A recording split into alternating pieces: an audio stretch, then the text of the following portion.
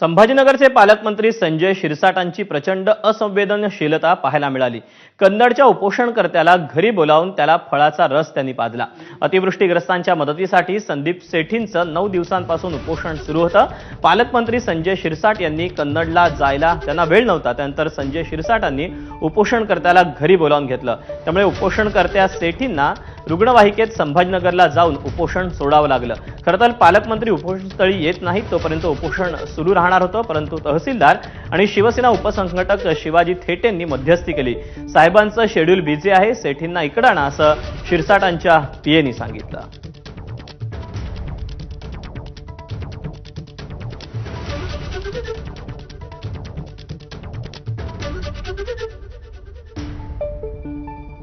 शासनाला जे मी माझ्या मागण्या मी ठेवलेल्या आहे त्याच्यामध्ये शासनाने गांभीर्याने जो विचार केला त्याबद्दल सर्वप्रथम त्यांचा आभार व उर्वरित मागण्या या पूर्तता होण्यासाठी मी त्यांना एक विनंती करतो व जर कधी माझ्या मागण्यांमध्ये तथ्य असलं आणि त्या पूर्ण होण्यासारखं असलं तर ते लवकरात लवकर पूर्ण करावं ही विनंती करतो।